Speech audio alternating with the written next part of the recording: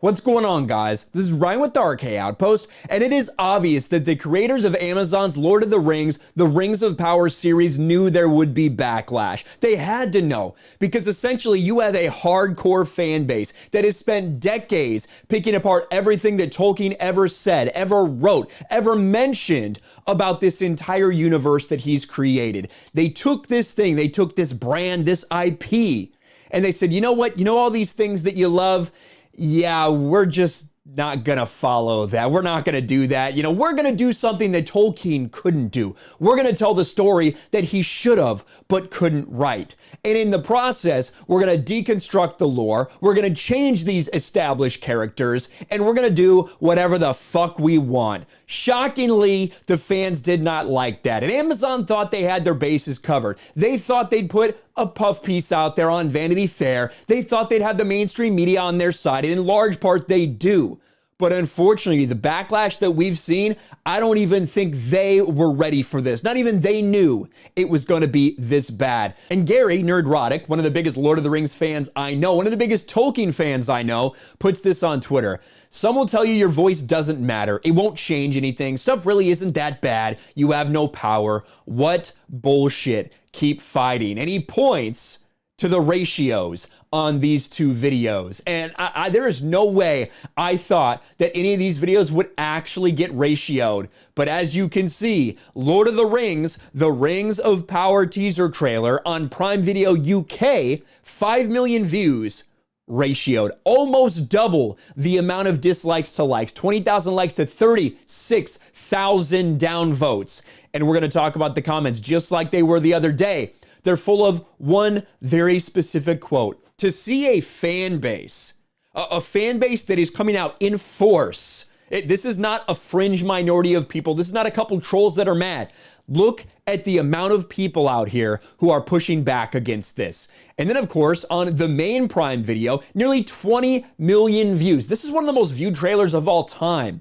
And for something like this, for so many normies to have seen this, and for there still to be this many downvotes compared to upvotes, that says something very, very powerful. 84,000 upvotes to 55,000 downvotes. That ratio is continuing to creep up and up and up. I don't know if there's any way this one actually gets ratioed, but it's not looking good for Amazon. This is the reaction that people have had to this trailer.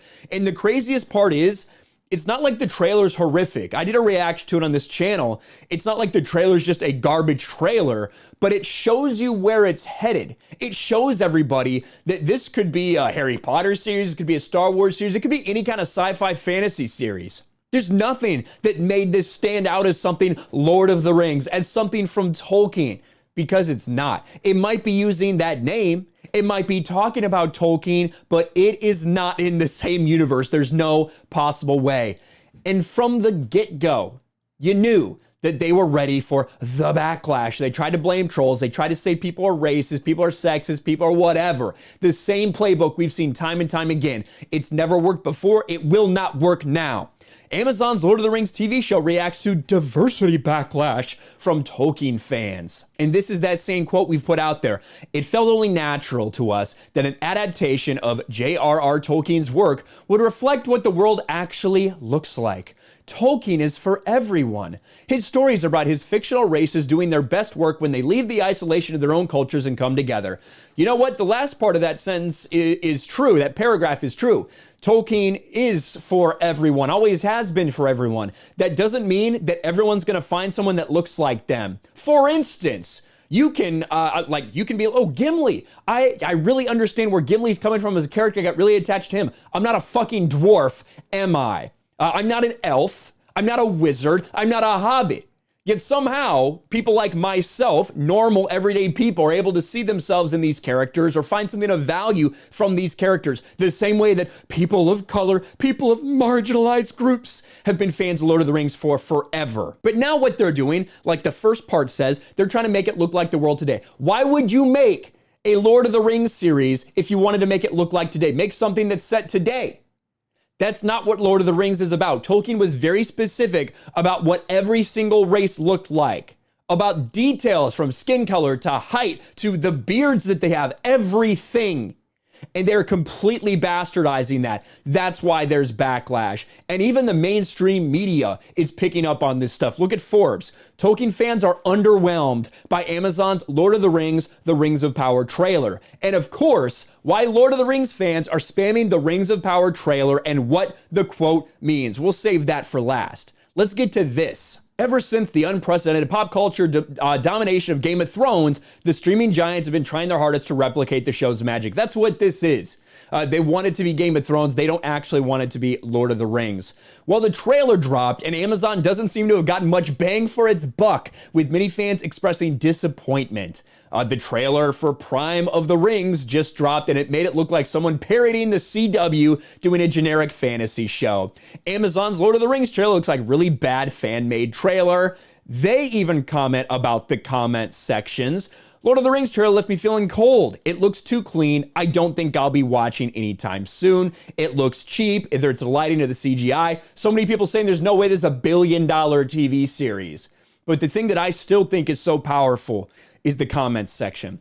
Why Lord of the Rings fans are spamming the Rings of Power trailer and what the quote means. Incensed Lord of the Rings fans are spamming Amazon's Rings of Power trailer, but what does the quote that they are using means? Yet despite these mammoth engagement numbers, like we talked about, huge views, there are over 58,000 comments, all saying the same thing as an act of defiance against Amazon's Lord of the Rings vision. Commented over 58,000 times on the Rings of Power trailer to date in many languages. The quote being used is this: evil is unable to create anything new. It can only distort and destroy what's been invented or created by the forces of good.